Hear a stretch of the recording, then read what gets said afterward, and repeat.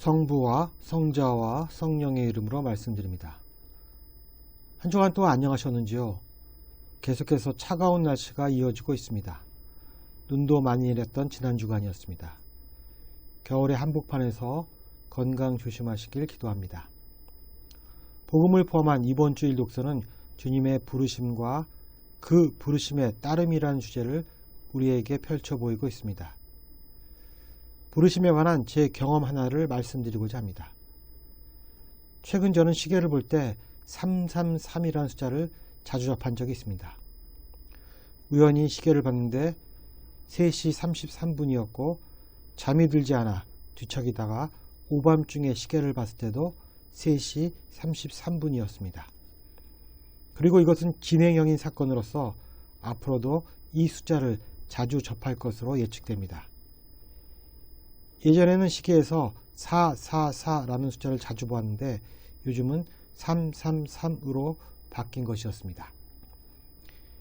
그래서 저는 왜 이 숫자가 자주 보일까에 대한 궁금증을 풀기 위해 유튜브를 검색해 보았습니다. 아니나 다를까 유튜브는 저의 이러한 호기심을 잘 풀어주었습니다. 이처럼 연속된 숫자를 엔젤 넘버라고 합니다. 각 숫자마다 의미는 다른데 3이 연속된 숫자를 이해하려면 먼저 숫자 3이 의미하는 바를 알아야 한다고 합니다. 3은 영혼, 정신, 육체의 삼위일체를 뜻하며 우주의 큰 에너지가 그것을 본 사람에게 도달해 있음을 말해주는 숫자라고 합니다. 따라서 연속된 3은 그 숫자를 본 사람에게 성인 위인들과 함께 당신의 재능을 사용하여 사람들에게 공헌하라는 우주의 부르심이 담겨 있다고 합니다. 즉 지금까지 키워온 재능을 실제적으로 사용하게 될 것이며 그것으로 인해 지난 시절의 어려움과 고통을 보상받을 때가 도래했음을 의미한다고 합니다. 이에 비해 연속된 숫자 4는 앞으로 좋아질 것이나 계속적인 노력이 필요하다는 부르심으로 해석할 수 있다고 합니다.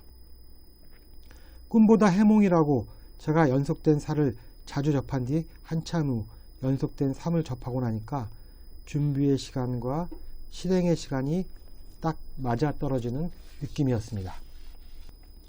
제가 만약 이것을 우연의 일치 내지는 단지 신기한 사건일 뿐이라고 치부했다면 엔젤 넘버의 의미와 그것에 담긴 희미한 부르심을 놓쳐버렸을 것입니다.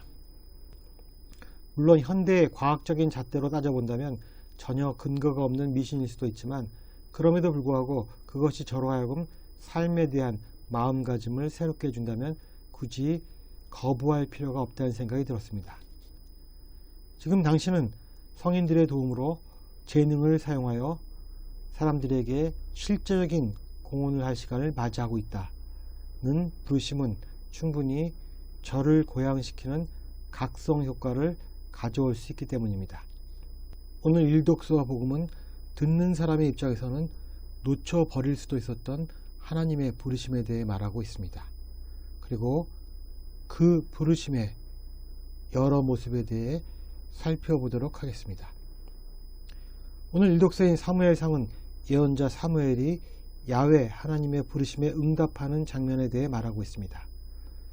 소년 사무엘은 사제 엘리 밑에서 야훼를 섬기고 있었습니다. 당시는 사제 엘리와 백성들의 불순종으로 인해 야훼께서 말씀도 자주 들려주지 않았고 계시를 보여주는 일도 드물었으며 또 사무엘도 아직 야훼를 알지 못했기 때문에 야훼께서 그를 불러도 그 소리의 주인공을 알 수 없었습니다. 대신 사무엘은 엘리에게 뛰어가 자신을 불렀느냐고 물었습니다. 이러기를 3번 반복하자 엘리는 이 소리의 주인공이 바로 야훼임을 깨닫고 야훼께서 다시 부르는 소리가 들리면 야훼여 말씀하십시오. 종이 듣고 있습니다. 라고 대답하라고 일러주게 됩니다. 이에 사무엘이 야훼의 말씀을 직접 듣게 되었는데 그 내용은 사무엘이 듣기에는 편하지 않은 것으로서 야훼 하나님께 충실하지 못했던 엘리와 그 아들들에 대한 엄중한 심판이 있을 것이라는 예언이었습니다. 엘리는 야훼께 불경했던 자신의 두 아들을 엄하게 훈계하지 못했으며 하나님 위에 올려놓는 죄를 범했기 때문에 온 백성이 하나님의 말씀을 잃게 되었으며 따라서 그의 행동은 불신앙의 본보기가 되었습니다. 그러나 엘리는 자신의 죄가 무엇인지 알았기에 사무엘이 하나님의 말씀을 그대로 전하자 그는 야훼께서 하신 일 어련하시리라고 말하면서 자신에게 닥칠 심판의 운명을 순수히 받아들였습니다. 사무엘은 하나님의 말씀을 직접 듣게 되므로 비로소 예언자로서의 직무를 시작하게 되지만 그 첫 직무 수행이 자신의 스승이었던 엘리에 대한 심판을 예고하는 일이었습니다. 그래서 그것은 그의 마음에 상당히 걸렸을 거라 추측됩니다. 우리는 사무엘을 통하여 하나님의 부르심과 이에 대해 흔쾌히 따르는 일이 쉽지 않음을 알 수 있습니다. 왜냐하면 하나님의 부르심에 따름이 세상과 불화를 가져올 경우가 다반사이기 때문입니다. 오늘 요한복음은 예수께서 필립보에게 나를 따라오너라 고 말씀하시는 장면에서 시작됩니다. 필립보는 이제 예수님의 12제자 중에 한 사람이 되었습니다. 그런데 필립보는 나타나엘이라는 인물을 찾아가서 자신이 예언자들의 글에 기록되어 있는 예수라는 나자렛 사람을 만났다고 전합니다.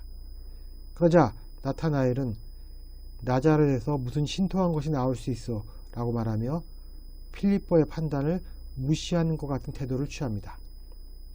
그가 이렇게 말한 이유는 당시 나자렛은 갈릴리아 지방의 한 촌구석으로서 자신들만의 사투리를 사용했으며 교양이 부족하고 이방인들과 교제한다는 이유로 멸시를 받던 지역이었습니다. 또한 구약성서나 후대 랍비의 유대교 문헌에서도 단 한 번 등장한 적이 없는 정치적이고 종교적인 위상이 전무한 곳이었기 때문입니다. 그러나 나타나엘은 필립보를 통한 주님의 희미한 부르심을 거절하지 않았습니다.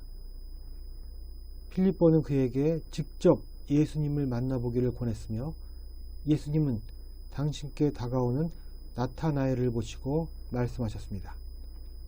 이 사람이야말로 정말 이스라엘 사람이다. 그에게는 거짓이 조금도 없다. 예수께서 나타나엘에게 이렇게 말씀하신 이유는 사실 그가 구약성서에 한 번도 등장한 적이 없는 나자렛에 대해 과정 없이 사실대로 말했기 때문입니다.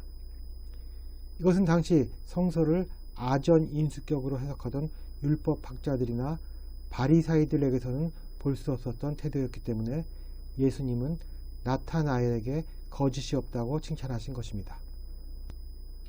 그러자 나타나엘이 어떻게 자신을 아냐고 예수께 대묻자 예수님은 필립보가 너를 찾아가기 전에 내가 이미 너를 무화과 나무 아래에 있는 것을 보았다고 말씀하셨습니다. 나타나엘이 무화과 나무 아래에 있었다는 것은 그가 당시의 랍비들처럼 무화과 나무 아래에서 율법서를 공부했으며 나타나엘에게 메시아를 열명하는 마음이 있었음을 은유적으로 표현하는 것입니다.